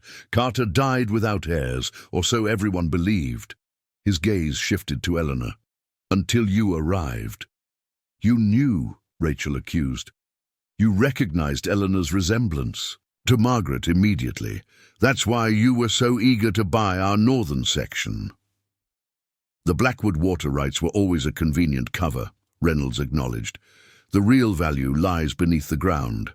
Gold, Miss Blackwood, enough to make." The water dispute seemed trivial by comparison. "How did you know about the box?" Eleanor demanded. "I've had men watching the ranch since your arrival. When you and your sister rode out with a map, I became curious." Reynolds gestured with his rifle. "Now, I'll take those documents and we can discuss a mutually beneficial arrangement." "You mean like the arrangement you made with my father?" Eleanor challenged. "Did you arrange William Carter's accident after learning what he'd discovered on his surveys?" A cold smile played on Reynolds' lips. "Ancient history, Miss Blackwood. I was barely more than a boy then, eager to make my fortune. My father handled that in particular complication. And Thomas," Rachel demanded, her voice breaking, "did you kill my brother too when he started investigating old property records?" "Thomas's death was unfortunate but necessary. Davis handled that matter, though I financed his solution." Reynolds stepped closer. "The documents, Miss Blackwood, now!" Eleanor glanced at Jack, who had subtly shifted his position, hand drifting toward his holstered revolver. Caleb, the young ranch hand, had disappeared during the confrontation, hopefully riding for help. "These papers make me the legal heir to William Carter's property," Eleanor said, stalling for time. "That includes the mineral rights you've been secretly exploiting for years." "Which is why you won't be leaving this clearing with them," Reynolds stated flatly. "I've built an empire on those resources. I won't surrender it to Edward Blackwood's bastard granddaughter." The crude insult stung, but Eleanor maintained her composure. "You're wrong about one thing, Mr. Reynolds. I won't be alone in pressing my claim." She nodded toward the tree line behind him. "Sheriff Miller has heard every word you've said." Reynolds whirled around, providing the distraction Jack needed. The foreman drew his revolver with lightning speed, shouting, "Down!" Eleanor and Rachel dropped to the ground as gunfire erupted across the clearing. One of Reynolds's men fell immediately. Sheriff Miller and Deputy Watts emerged from cover, firing precisely. The second gunman threw down his weapon in surrender. Reynolds, seeing his advantage lost, swung his rifle toward Eleanor in a final desperate move, only to be cut down by Jack Preston's bullet before he could pull the trigger. The sudden silence that followed seemed deafening. Eleanor's ears rang as Miller helped her to her feet. "Are you all right?" he asked urgently. She nodded, still clutching the precious documents. "How did you know to follow us?" Young Caleb came tearing into town like the devil himself was chasing him, Miller explained. "Said you'd found something important and Reynolds's men were watching. We rode out immediately." Jack holstered his weapon, looking grim as he knelt beside Reynolds's body. "It's over," he said simply. But Eleanor knew it was also a beginning. The documents she held would transform her inheritance yet again, expanding the Blackwood holdings to include the land and mineral rights that were her father's legacy. More importantly, they completed the puzzle of her origins, vindicating both her mother's flight and her father's intentions. "Not quite over," she corrected gently. "There's still justice to be done. For William Carter, for my mother, and for Thomas." As they rode back to the ranch, the metal box secured in Eleanor's saddlebag, she felt a sense of purpose solidifying within her. She had come to Montana seeking a husband and found instead her true identity, a sister, and a legacy far more complex than she could have imagined. The Blackwood name, her name, would no longer be associated with tragedy and mystery, but with truth and restoration. And perhaps, she thought, glancing at Sheriff Miller riding beside her, there might yet be room for the kind of partnership she had originally journeyed west to find, just not in the way she had expected. Spring sunshine filtered through the pine branches overhead, and for the first time since stepping off the train in Oak Ridge, Eleanor felt she was truly heading home. 2 months after the confrontation with Reynolds, summer had settled over Oak Ridge County, bringing long, sun-drenched days and peaceful evenings. The Blackwood Ranch thrived under its new leadership. Eleanor had proven to be a quick study in ranching operations, while Rachel's organizational skills kept the household and finances in perfect order. The revelations about William Carter's land and its valuable mineral deposits had created a sensation throughout the territory. With Reynolds dead and his criminal activities exposed, the courts had swiftly recognized Eleanor's claim to her father's property. The gold mine that Reynolds had secretly operated for years was now legally part of the expanded Blackwood holdings. On this particular evening, Eleanor sat on the front porch reviewing cattle sale contracts while enjoying the warm twilight. The ranch hands were returning from the day's work, dusty and tired, but in good spirits under Jack Preston's capable supervision. "Mail delivery, Miss Blackwood," called Caleb, the young ranch hand who had potentially saved their lives by fetching Sheriff Miller during the Reynolds confrontation. He handed over several envelopes and a small package. "Thank you, Caleb," Eleanor smiled, noting how the boy had filled out over the summer months. Like many of the hands, he'd initially been skeptical about working for a female boss, but had, since become one of her most loyal supporters. Among the correspondence was an official-looking letter from the territorial governor's office. Eleanor opened it curiously, then let out a small gasp of surprise. "Good news?" asked Rachel, who had emerged from the house with a tray bearing lemonade. "It's about Reynolds' accomplices," Eleanor explained. "The surviving gunman has provided testimony confirming Reynolds' involvement in not only Thomas's murder, but also William Carter's death 27 years ago." She scanned the document further. "The governor commends us for uncovering the conspiracy and mentions that several other prominent citizens may be implicated in Reynolds' schemes." Rachel poured lemonade for them both. "Justice, at last, for Thomas, for Mother, and for your father." "Our father," Eleanor corrected gently. She had insisted that Rachel consider William Carter as much her father as Edward Blackwood, despite the lack of blood connection. After all, it was Carter's legacy that had ultimately brought the sisters together. The small package proved to contain a pocket watch, gold with intricate engravings. A note from Sheriff Miller explained that it had been recovered from Reynolds' personal safe and identified as having belonged to William Carter. As the rightful heir, Eleanor should have it. Holding the timepiece, Eleanor felt an unexpected connection to the father she'd never known. The watch still ticked, marking time, just as it had in Carter's pocket nearly 3 decades earlier. "Are you ready for tomorrow?" Rachel asked, interrupting Eleanor's reverie. Tomorrow marked the official opening of the Carter Memorial School, a project Eleanor had initiated using some of the proceeds from the mine. The schoolhouse would serve children from both the town and surrounding ranches, with particular scholarships set aside for orphans.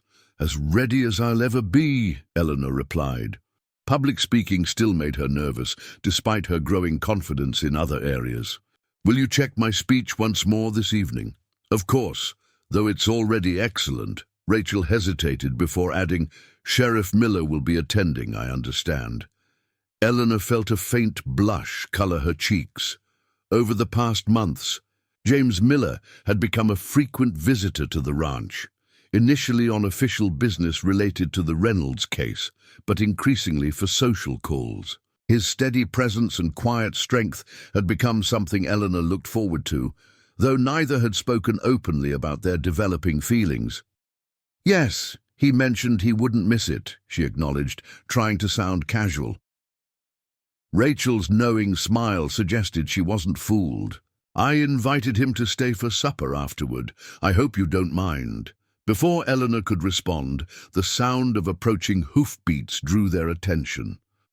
A rider was coming up the main road at a steady pace, not hurrying, but purposeful. As he drew closer, Eleanor recognized the lean figure of Lawrence Blake, the new editor of the Oak Ridge Gazette. "Miss Blackwood," Blake called, tipping his hat as he reined in his horse. "I hope I'm not intruding on your evening." "Not at all, Mr. Blake," Eleanor replied, though she was wary.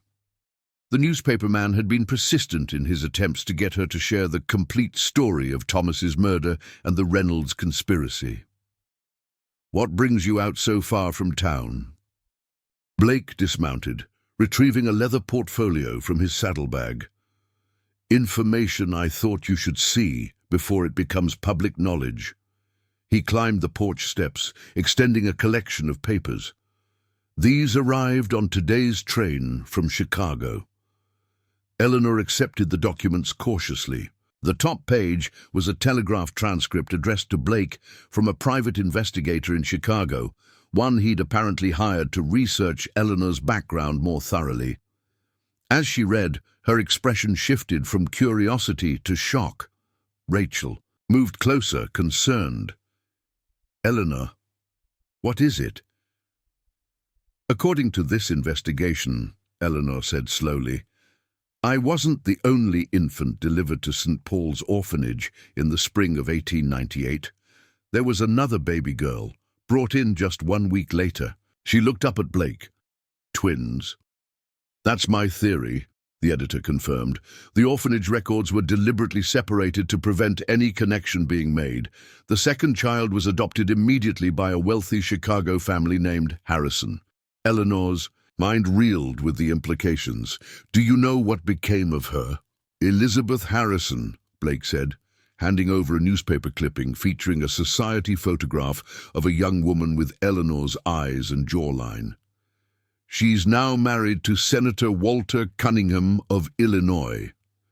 The resemblance was unmistakable, subtle, enough that strangers wouldn't notice, but to Eleanor it was like looking at a version of herself in finer clothes and a different hairstyle. Does she know? Rachel asked, voicing the question Eleanor couldn't formulate. That's unclear, Blake admitted. The Harrisons were informed that she was orphaned by a fire, the same story you were given. Whether they suspected more, I can't say. Eleanor carefully refolded the papers, her hands trembling slightly. A sister, an identical twin, living in Chicago, while she had been answering advertisements for mail-order brides. The universe had a strange sense of irony. I'm telling you this now, Blake continued, because the connection to Senator Cunningham makes this newsworthy beyond Oak Ridge. Once I publish, other newspapers will likely pick up the story. You haven't published yet? Eleanor asked, surprised. By his restraint, no. I thought you deserved to decide how to proceed. This is your family, Miss Blackwood. Eleanor studied the newspaperman with new respect. Thank you for that courtesy, Mr. Blake. I would like the opportunity to contact Elizabeth before this becomes public knowledge. Blake nodded. I can hold the story for 1 week. That should give you time to send a private telegram. After Blake departed, Eleanor sat in stunned silence, the photograph of Elizabeth Harrison Cunningham in her hands. Rachel settled beside her, placing a comforting arm around her shoulders. Just when we think all the secrets have been revealed, Rachel murmured. Mother never mentioned twins in her journal, Eleanor said. Why separate us? Why not keep us together? At the orphanage? Perhaps she feared you would be easier to track if you remained together, Rachel suggested. Or maybe she arranged the adoption for Elizabeth as added protection, hiding one child in plain sight while the other remained safely anonymous. Eleanor gazed at the photograph, studying the confident woman who shared her blood, but not her experiences. Senator's wife Elizabeth Cunningham had likely never mended torn clothing for pennies or considered becoming a mail-order bride out of financial necessity. Their lives couldn't have been more different. What will you tell her? Rachel asked gently. The truth, Eleanor decided, about Mother, about William Carter, about Thomas and the Blackwood legacy. She deserves to know her history, even if she chooses not to acknowledge it publicly. As twilight deepened into dusk, Eleanor contemplated how differently her life might have unfolded if she had been the one adopted by the Harrisons, or if she and her twin had remained together. The series of chances and choices that had led her to Montana seemed both random and somehow destined. She had arrived seeking a husband and found a family history richer and more complex than she could have imagined. Now that family might expand, again with the discovery of a twin sister. Tomorrow she will send a telegram to Elizabeth Cunningham. Tonight she would add this latest development to the journal she had begun keeping, a true accounting of the Blackwood Carter legacy for future generations. The watch in her pocket continued its steady ticking, marking the rhythm of a story, still unfolding, a mystery whose final chapters remained unwritten. The Oak Ridge train station bustled with unusual activity as Eleanor paced the platform, checking her pocket watch for the third time in as many minutes. The Chicago Express was scheduled to arrive at precisely noon, but like many frontier railroads, its timing was more aspiration than reality. It's only 10 minutes late, Sheriff Miller remarked, his calm presence beside her a steadying influence. The recent rains probably slowed them down, crossing the eastern counties. Eleanor nodded, smoothing her best dress nervously. 6 weeks had passed since she'd sent the telegram to Elizabeth Cunningham, revealing their connection and inviting her newfound twin to visit Montana. The response had been swift but cautious, a brief wire indicating Elizabeth would arrive on today's train, accompanied by her personal secretary. No mention was made of whether her husband, Senator Cunningham, approved of or even knew about this journey. "What if she's nothing like me?" Eleanor voiced the concern that had kept her awake much of the previous night. "We may share blood, but we've lived such different lives," Miller smiled. "You're both daughters of Margaret Sullivan and William Carter. That counts for something." He hesitated before adding, "And from what Blake's investigation revealed, you both have a reputation for determination and independence, though expressed in different circles." In the weeks since learning of her twins' existence, Eleanor had gathered what information she could about Elizabeth Harrison Cunningham. The portrait that emerged was of a socially prominent woman who defied expectations, a senator's wife who championed women's suffrage and education reform rather than focusing solely on Washington's social calendar. A distant whistle announced the approaching train, sending a flutter of anxiety through Eleanor's stomach. Rachel, who had been speaking with the station master, returned to her side. "Remember," she said softly, "whatever happens today, you still have family here." Eleanor squeezed her half-sister's hand gratefully as the locomotive steamed into the station, belching smoke and cinders.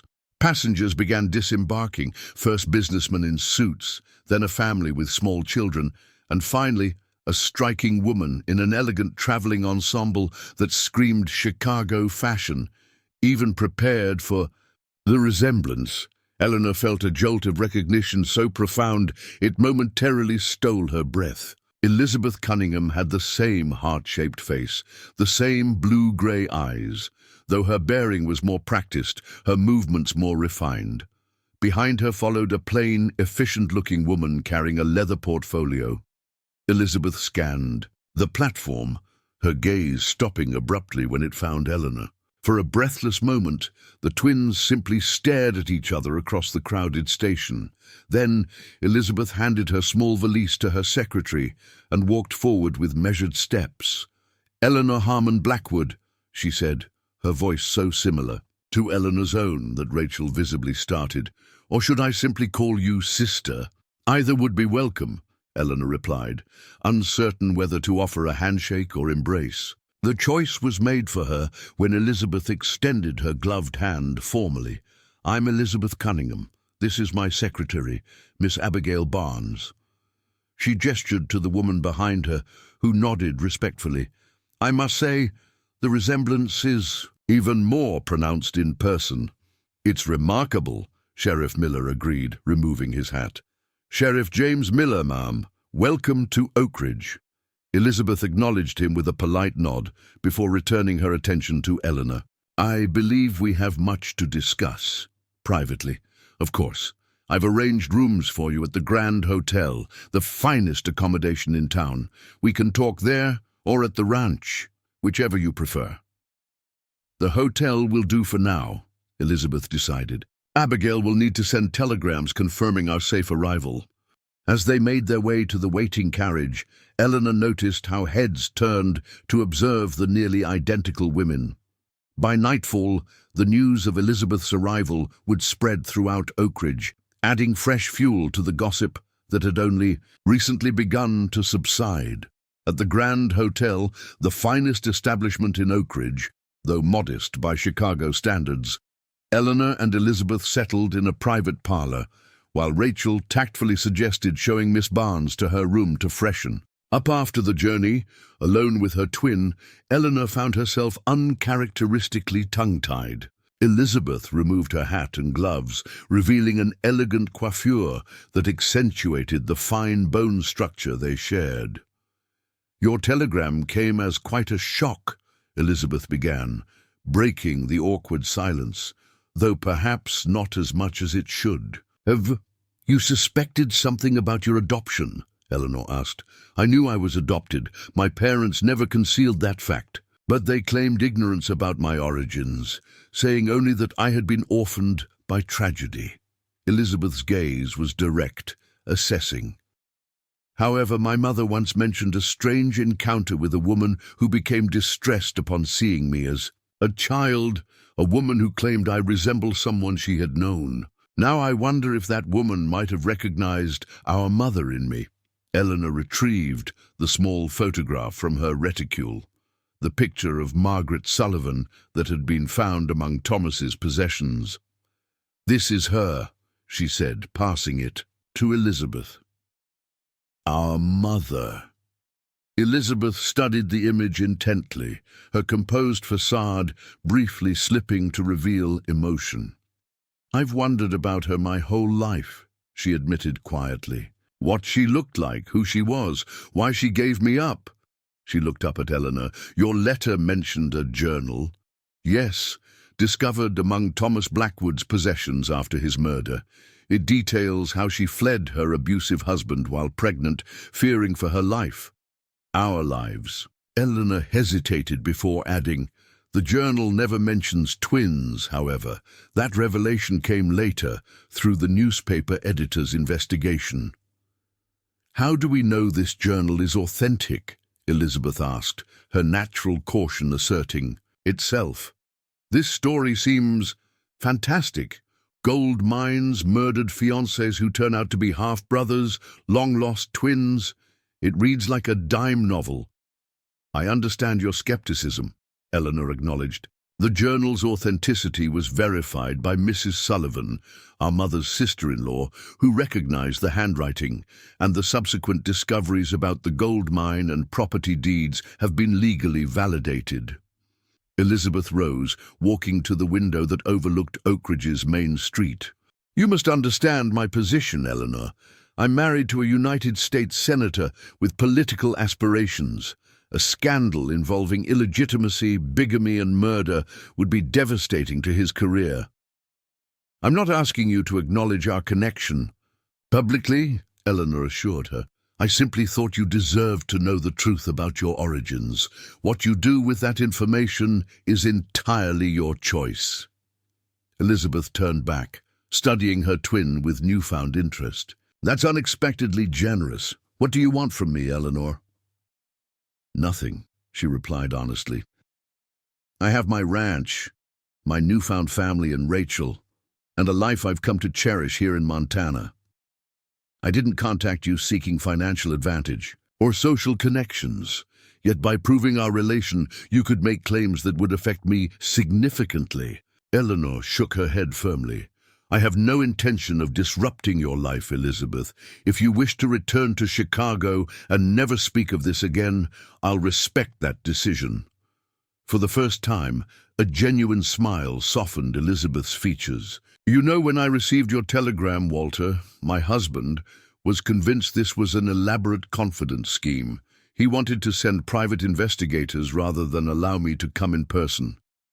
"What changed his mind?" "I did," Elizabeth said simply. "I've spent my life wondering about my true origins. This might be my only chance to discover them. Besides," she added with a hint of the stubborn determination Eleanor recognized in herself, "I've never allowed my husband to make decisions for me." Eleanor smiled. "We may have more in common than appearance, it seems." "Perhaps." Elizabeth returned to her seat. "Show me everything, Eleanor. The journal, the deeds, all the evidence about our parents. I want to understand exactly what happened."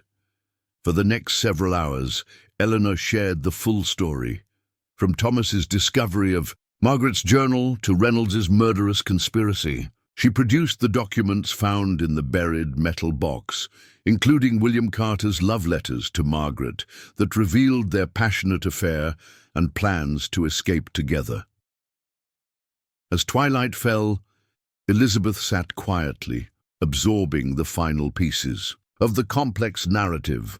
"Our mother was remarkably brave," she said finally, "to flee an abusive husband, deliver twins alone, and arrange for our separate futures to protect us. She sacrificed everything for us," Eleanor agreed, including her life in the end. And our father died never knowing about us. But he loved her deeply. That's clear from his letters. Eleanor hesitated. I have something of his. She removed William Carter's pocket watch from her dress pocket. This was recovered from Reynolds's possession, as his daughter's. It belongs to us both. Elizabeth accepted the timepiece, running her fingers over its engraved surface. Carter and Sullivan. Forever, she read the inscription aloud. He had their names engraved together. A promise of their future that never came to be, Eleanor said softly. Elizabeth returned the watch. You should keep this. I have my adoptive father's watch. It seems fitting you should have our birth father's. A knock at the parlor door interrupted their conversation. Sheriff Miller entered, his expression unusually somber. Pardon the intrusion, ladies, but something's happened that you both should know about. He removed his hat. A telegram just arrived from Chicago for Miss Barnes. Senator Cunningham has suffered a stroke. He's alive but in serious condition. Elizabeth paled visibly.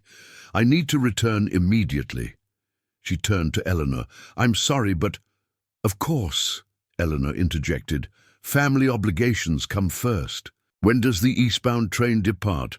Tomorrow morning, Miller supplied. I've already asked the station master to reserve compartments. Elizabeth nodded gratefully. Thank you, Sheriff. To Eleanor, she added, we've only just found each other and now I must leave. We've waited 27 years, Eleanor replied gently. A little longer won't matter.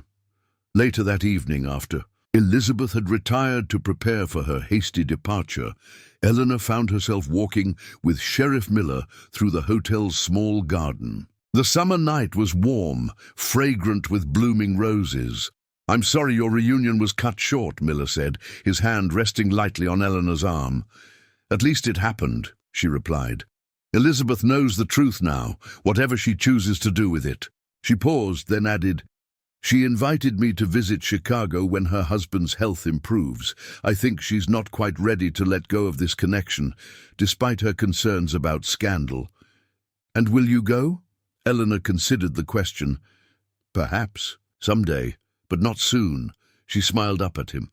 My life is here now, James. The ranch, Rachel, the school project, everything that matters to me is in Oak Ridge. The sheriff's expression softened as he recognized his given name on her lips, a subtle but significant shift in their relationship. I'm glad to hear that, he said quietly. Oak Ridge has become a better place with you in it. In the gentle privacy of the garden, James Miller finally gave voice to feelings that had been growing since their first meeting. Eleanor, I know your arrival here was under the most unusual circumstances, and you've faced more upheaval in a few months than most people experience in a lifetime. But I've come to care for you deeply. Eleanor felt a warmth bloom in her chest that had nothing to do with the summer evening. As I have for you, James. I'm not a wealthy man, he continued, and the life of a sheriff's wife would be very different from running the territory's largest ranch. But if someday, when you've had time to settle into your new life, you might consider... Eleanor placed her fingers gently against his lips. James Miller. Are you planning to propose to me in some distant hypothetical future? He smiled against her fingers. I suppose I am in my clumsy way. Then may I suggest that when that day comes, you simply ask the question directly? Her eyes sparkled with affection. I've learned that life offers no guarantees of tomorrow. When you're ready to ask, I'll be ready to answer. The sheriff's laugh was soft and warm as he took her hand in his. I'll remember that advice, Miss Blackwood. The following morning, Eleanor accompanied Elizabeth to the train station. The twins had spoken privately over breakfast, cementing their newfound bond despite the brevity of their meeting. I've left something for you with Miss Barnes, Elizabeth said as they waited for boarding to be announced. Letters, my life story of sorts, so you can know who I am, just as I now know who you are." "I'll treasure them," Eleanor promised. "And I've taken the liberty of having copies made of all the documents you showed me, particularly Mother's journal." Elizabeth's expression grew serious. "History has a way of being rewritten, if not properly preserved. Our mother's story, our father's story, deserves to be remembered accurately." The train whistle sounded, signaling the final boarding call. Elizabeth surprised Eleanor by embracing her tightly. "Write to me," she whispered, "not as the senator's wife, but as your sister. The address I've included is for my private correspondence that Walter never sees." "I will," Eleanor promised, returning the embrace. As Elizabeth boarded the train, she turned back. "Find happiness, Eleanor. You deserve it after everything you've endured." "So do you," Eleanor called back, waving as the train began to pull away. She remained on the platform until the train disappeared from view, contemplating the strange symmetry of her life. She had arrived in Oakridge on a train, seeking a new beginning as a mail-order bride. Now she stood watching another train depart, having discovered her true identity, her family history, and perhaps a future with James Miller that would be built on truth rather than convenience. Turning from the platform, Eleanor saw Rachel and the sheriff waiting patiently nearby. This was her family now, her half-sister who had welcomed her without hesitation, the steadfast lawman whose quiet strength had supported her through every revelation, and the memory of a brother she'd never had the chance to know. And somewhere far to the east, on a train bound for Chicago, was the twin sister who completed a circle begun 27 years ago when Margaret Sullivan made the desperate, loving choice to separate her daughters to protect them. "Ready to go home?" Rachel asked as Eleanor approached. Home.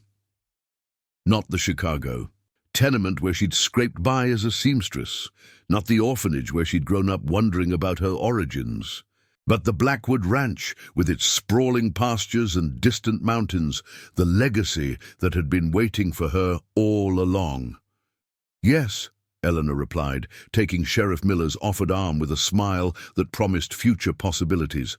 "I'm ready to go home."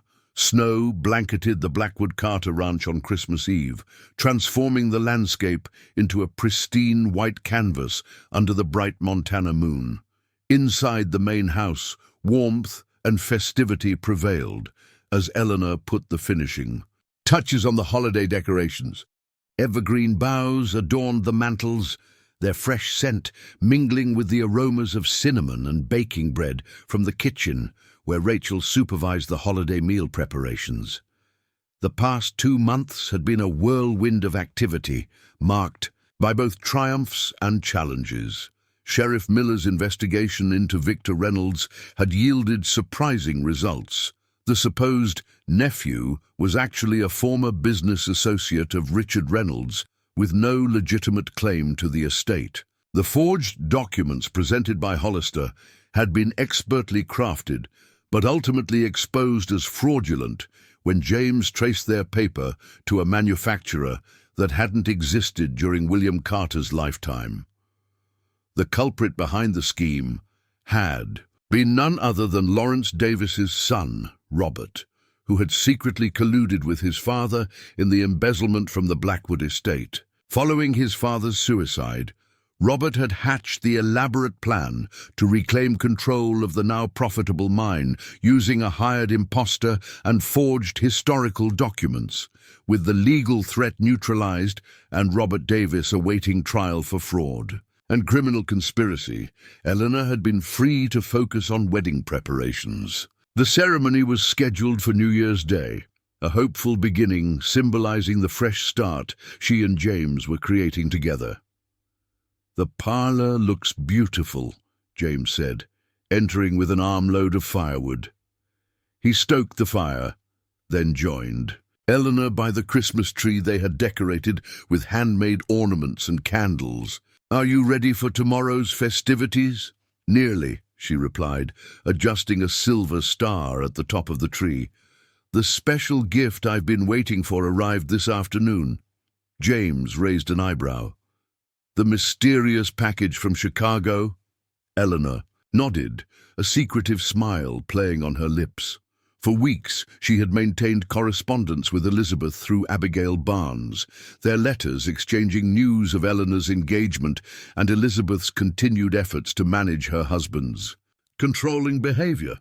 After the Reynolds forgery scheme had been exposed, Eleanor had sent all the details to her twin, including newspaper clippings about Robert Davis's arrest.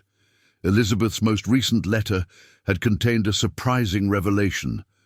Senator Cunningham was planning a Western campaign tour after the new year, and she had convinced him to include Montana in their itinerary. The opportunity to meet again, this time with Walter Cunningham's knowledge of their connection, though not its full extent, filled Eleanor with nervous anticipation. "Will you tell me what's in the package now, or must I wait until morning?" James asked, slipping an arm around her waist. "It's not actually for you," Eleanor confessed. "It's something I've arranged for Rachel, a special surprise." The sound of sleigh bells interrupted their conversation as a carriage approached through the snow. Rachel appeared from the kitchen, wiping flour from her hands. "Are we expecting visitors tonight?" she asked, peering through the frosted window. "Indeed we are," Eleanor replied with barely contained excitement. "Our Christmas celebration is about to expand." James opened the front door to reveal Jack Preston, assisting a woman from the carriage, a slender figure bundled against the cold in a fine fur coat, her face partially obscured by a fashionable hat. "Elizabeth?"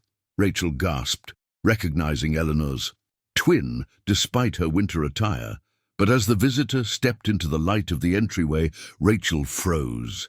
The woman before them was not Elizabeth Cunningham, but an elegant stranger with familiar eyes, eyes that widened with emotion as they fell upon Rachel. "Rebecca," the woman whispered, her gloved hands trembling as she removed her hat.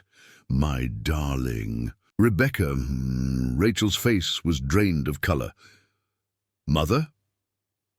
Eleanor stepped forward to support her sister, who seemed on the verge of collapse. "Rachel, meet Josephine Carter Wilson, William Carter's sister and our aunt. She's come all the way from Boston to meet us both." The revelation hung in the air like frost crystals, delicate and transformative. Josephine moved forward with halting steps, her gaze never leaving Rachel's stunned face.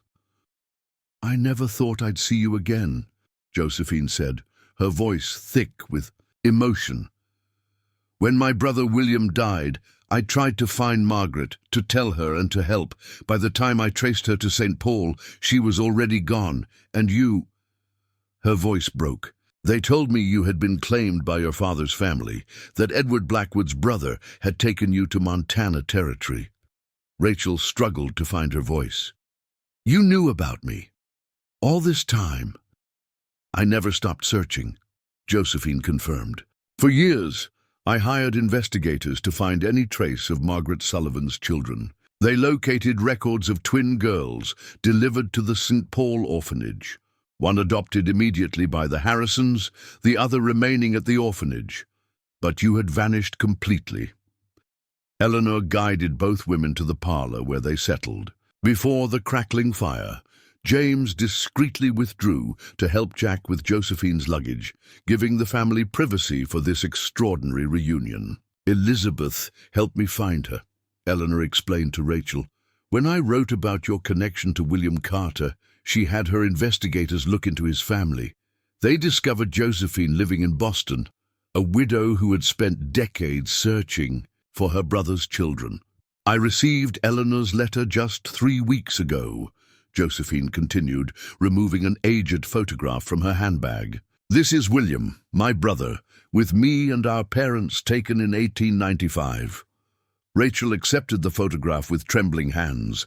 The family resemblance was unmistakable. William Carter had the same determined jawline and intelligent eyes that Rachel saw in her own mirror. "But I'm not actually his daughter," Rachel said softly. "I'm Edward Blackwood's child. Only Eleanor and Elizabeth share William's blood." Josephine reached across to take Rachel's hand. "Blood is only one way to make a family, Rebecca. May I still call you that? It was the name Margaret chose for you before she fled." "I've been Rachel my entire life," she replied, though her voice held wonder rather than rejection. "But I wouldn't mind hearing about the name my mother selected." "She loved you desperately," Josephine assured her. "William's letters spoke of how Margaret feared for your safety, how she planned to return for you once she and her new baby were established somewhere safe. She never intended to leave you permanently with Edward."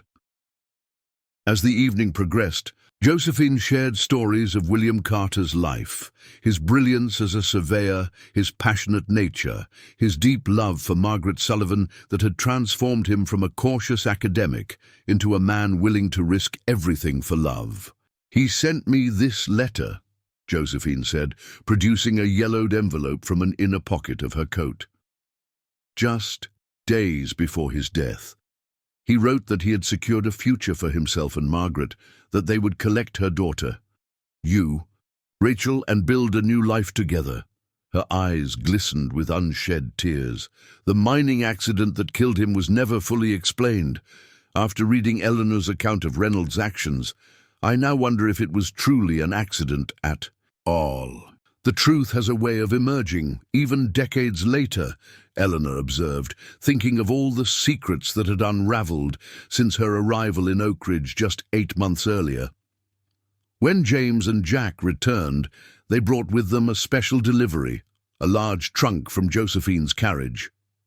"These belonged to William," she explained as Jack set the trunk before them. "His personal effects, scientific instruments, journals and survey notes, I've kept them all these years, hoping someday to pass them to his children." She smiled at both sisters. Now that day has come. The evening transformed into an impromptu family celebration as they explored the contents of William Carter's trunk, a tangible connection to the father Eleanor had never known, and the man who would have become Rachel's stepfather had fate not intervened.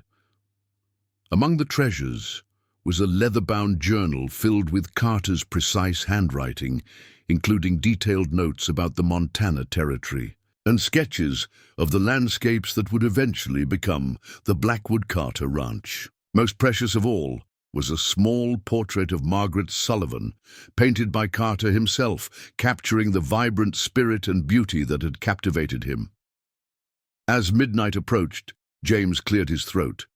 "I believe this celebration calls for an adjustment to our plans." He glanced at Eleanor, who nodded her agreement. "If Reverend Thompson is amenable, Eleanor and I would like to move our wedding forward to tomorrow, Christmas Day, so that Josephine can be present." "Are you certain?" Rachel asked, though her eyes shone with approval. "All the arrangements were made for family and close friends," Eleanor completed, "and now our family has unexpectedly grown. I can't imagine a more perfect time to begin our marriage than with all of you present." Josephine clasped her hands together. "What a wonderful Christmas gift that would be, to see William's daughter wed to such a fine man. He would have been so proud, Eleanor." As the others discussed the amended wedding plans, Eleanor slipped away to her study. From her desk drawer, she withdrew Elizabeth's most recent letter and the cameo brooch her twin had sent. Though Elizabeth couldn't be physically present tomorrow, Eleanor would wear the brooch as a symbol of their connection. The letter contained news that Eleanor hadn't yet shared with the others. Elizabeth was expecting a child in the summer. Senator Gunningham, delighted at the prospect of fatherhood strengthening his political image, remained unaware that Elizabeth had secretly begun making arrangements to secure her financial independence from him. The Western tour would include meetings with her own attorneys in Denver, a precaution inspired by Eleanor's experiences with those who had tried to control the Blackwood legacy. "Planning your escape?" James asked softly from the doorway. Eleanor smiled, tucking the letter away. "Just thinking about how differently everything turned out from what I expected when I boarded that train to Montana." He crossed to her, taking her hands in his. "Any regrets?" "Not one," she replied truthfully. "Though I do wonder sometimes about the life I might have had if Thomas had lived, if I had become his wife rather than discovering I was his sister." "The path matters less than where it leads," James said, his thumb brushing over her engagement ring, "and yours led you exactly where you were meant to be." Christmas morning dawned clear and brilliant, the fresh snow gleaming like diamonds under the winter sun.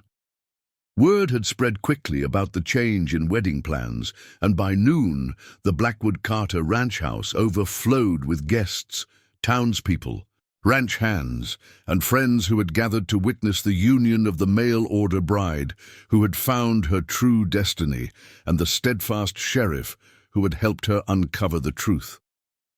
Eleanor wore a simple gown of ivory satin, not the elaborate wedding dress she had originally commissioned, but one that Rachel had helped her select from her growing wardrobe. Elizabeth's cameo brooch adorned her bodice, while at her throat hung a locket containing miniature portraits of Margaret Sullivan and William Carter that Josephine had brought as a wedding gift. Rachel served as her maid of honor, radiant in blue velvet that highlighted the family resemblance between the sisters despite their different fathers. Josephine, elegant in grey silk, had been given the honor of representing the mother of the bride. As Reverend Thompson began the ceremony in the flower-filled parlor, Eleanor's gaze met James's with perfect understanding. Their journey together had begun with murder and mystery, but it would continue with love and truth, the strongest possible foundation for the future they would build. "I, Eleanor Marie Blackwood Carter, take thee, James William Miller, to be my lawfully wedded husband," she said clearly, her voice carrying to every corner of the room. The names she now claimed, Blackwood from the brother she'd never truly known, Carter from the father she'd only recently discovered, were no longer a burden of mystery, but a proud heritage. After exchanging rings and vows, the couple turned to face their assembled guests as Reverend Thompson introduced them for the first time as Sheriff and Mrs. James Miller. "Though I'll always be a Blackwood Carter too," Eleanor whispered to her new husband as they received congratulations. "Some legacies are too important to set aside." "I wouldn't have it any other way," James replied, his pride in her evident to all who observed them. The celebration continued throughout the day and into the evening, with music and dancing, festive, food and flowing champagne. As twilight fell, Eleanor found a quiet moment to step onto the porch with Rachel and Josephine, gazing out at the snow-covered landscape that had become home. "I sent a telegram to Elizabeth this morning," Eleanor told them, letting her know about the wedding and Josephine's arrival. "I hope that someday soon all the branches of our family can gather here together." "We'll make it happen," Rachel assured her, linking arms with both women. "After all, if there's one thing the past year has taught us, it's that nothing is impossible when it comes to family." Josephine nodded agreement. William and Margaret would be so proud to see this moment, their daughters united, their legacy secured, their love story finally completed through you. From inside came the sound of James calling for his bride. Eleanor smiled at her sister. "A newfound aunt, I believe this is just the beginning of our family's story, not the end." As she rejoined the celebration inside, Eleanor caught sight of her reflection in the parlor mirror, a confident woman surrounded by love, far removed from the desperate seamstress who had once answered a stranger's advertisement. The mail order bride who had arrived to tragedy had found something far more precious than the marriage of convenience she had sought. She had found truth, family, and a love born of choice rather than necessity. Outside, snow began to fall again, soft and gentle, covering the tracks of the past and preparing a clean slate for the future. Inside the warmth of the Blackwood Carter ranch house, Eleanor Miller embraced her new husband, surrounded by the family she had never expected to find and the love she had never dared to hope for. The mystery that had begun with Thomas Blackwood's murder had led to the greatest gift of all, the truth of who she really was and the certainty of where she truly belonged. Summer 1926 golden sunshine bathed the expanded porch of the Blackwood Carter ranch house as Eleanor Miller rocked gently. In her favorite chair, a leather-bound journal open on her lap. 6 months had passed since her Christmas Day wedding to James, bringing changes that continued to reshape her world in unexpected ways. The sprawling property had flourished under joint management, Eleanor handling the business affairs while James maintained his position as sheriff, at least until the upcoming election when he planned to step down and devote himself fully to the ranch. Rachel had officially changed her name to Rachel Rebecca Blackwood Carter, embracing both sides of her heritage while continuing to oversee the horse breeding program that had become renowned throughout the territory. Most surprising of all was Aunt Josephine's decision to remain in Montana rather than return to Boston.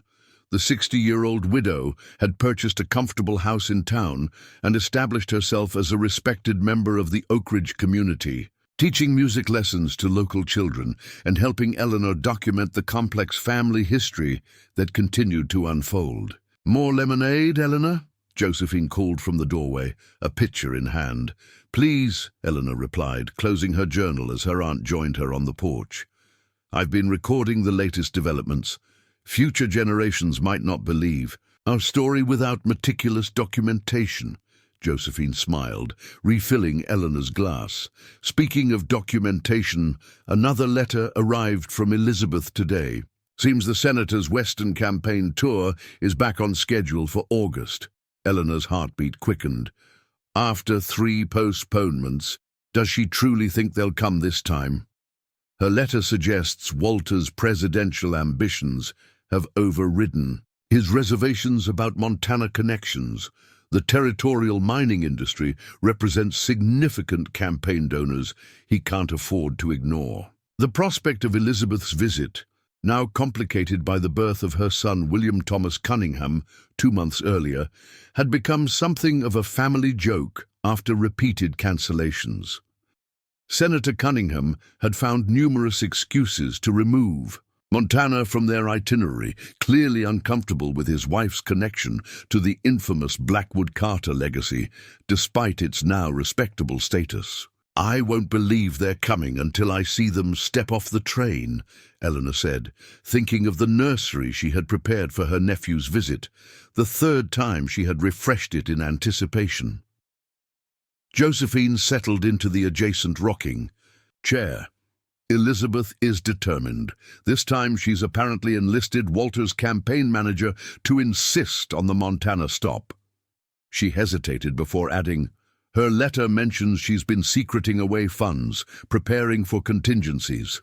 Eleanor nodded, understanding the implicit message. Her twin was establishing financial independence, creating options should her marriage to the controlling senator become untenable.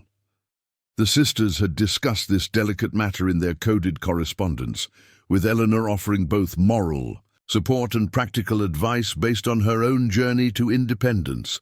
The sound of a wagon approaching drew their attention. James and Jack Preston appeared, returning from town earlier than expected. Eleanor recognized the tense set of her husband's shoulders even before he reached the porch. "What's happened?" she asked, rising to meet him. James removed his hat, wiping sweat from his brow. "Telegram from Denver. The federal prosecutor's office has reopened the investigation into Reynolds's operations. They believe his corruption extended into government land offices, potentially invalidating numerous property transfers throughout the territory." Eleanor's stomach tightened. "Including our claim to the Carter mineral rights?" "Potentially," James confirmed. "The prosecutor is requesting all our documentation regarding William Carter's original land purchase and subsequent transfers." Josephine stood, her expression resolute. "I should return to Boston immediately. William's personal papers, the ones I didn't bring with me, may contain evidence that could support your claim." "There's more," James added grimly. "Robert Davis has agreed to testify about his father's dealings with Reynolds in exchange for a reduced sentence. He's apparently claiming knowledge of corrupt practices dating back to the 1890s. Eleanor absorbed this news, her mind racing. If Davis implicates my father in those corrupt practices, even falsely, it could threaten everything, James acknowledged. "Not just the mine, but your legitimacy as Carter's heir." Jack Preston cleared his throat. "Miss Rachel asked me to tell you she's riding the north boundary with the new hands. Should I fetch her back with this news?" "No," Eleanor decided. "Let her finish training the men. We'll discuss this when she returns." To James, she added, "The documentation in the metal box that my mother buried, could that help establish the legitimacy of Carter's claim?" "Possibly, but we need more," James replied. "Contemporary witnesses, additional documentation, anything that shows Carter acquired those rights legally." Eleanor exchanged a meaningful glance with Josephine. "Perhaps it's time to open William's other journals, the personal ones you mentioned that detail his geological work." "I've respected his privacy all these years," Josephine said hesitantly, "but under these circumstances, I believe he would want us to use whatever might help." As the women headed inside to examine William Carter's scientific journals, which had been carefully preserved in the library, James turned to Jack. "Keep this quiet for now. The last thing we need is panic about land claims spreading through the territory."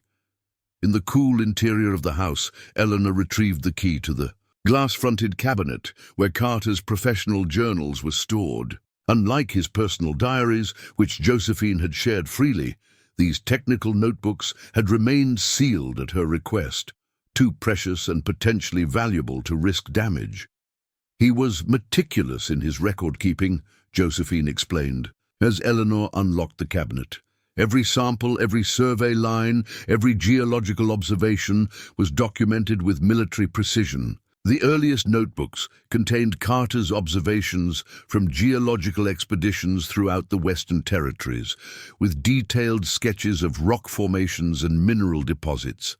As they progressed chronologically, they reached the volumes concerning Montana Territory, including the surveys that had led to his discovery of gold on what would become Reynolds's land. "Here," Eleanor said, carefully turning pages of a leather journal dated 1897. "His official survey of the northern watershed, including the headwaters of Whispering Creek." The pages revealed not just routine survey notes, but a systematic analysis of soil and rock samples that had led Carter to suspect gold deposits. Contrary to Reynolds's later claims that Carter had falsified reports, these notes showed genuine scientific methodology and discovery. "Look at this." Josephine pointed to an entry dated November 15th, 1897. He writes, "Have informed Department Supervisor Jenkins of significant mineral indications in sections 12 and 14. Recommended government retention of lands for further assessment, rather than opening to homesteading." Eleanor leaned closer. "But that area was opened for private purchase just weeks later. Reynolds always claimed he bought it legitimately when it became available." "Turn the page," Josephine urged. The next entry read, "Jenkins rejected recommendation without explanation.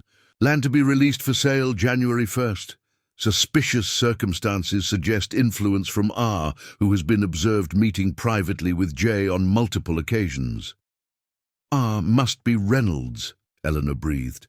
"And this suggests the corruption was on the government side. Jenkins releasing valuable mineral lands against professional recommendation." Josephine nodded. "William realized what was happening. That's why he resigned his government position and used his savings to purchase the parcel legally when it became available, to secure it before Reynolds could claim it all." This directly contradicts the narrative that Reynolds and Davis constructed, Eleanor said, excitement building.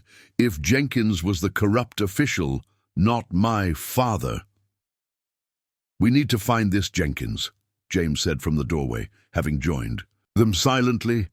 His testimony could be crucial. Eleanor carefully copied the relevant entries while Josephine continued searching subsequent journals. A passage from February 1898 proved particularly illuminating. Have confirmed suspicions regarding R's methods. Procurement official Thompson admitted receiving payment for advance notice of land releases. Confronted R today regarding improper influence.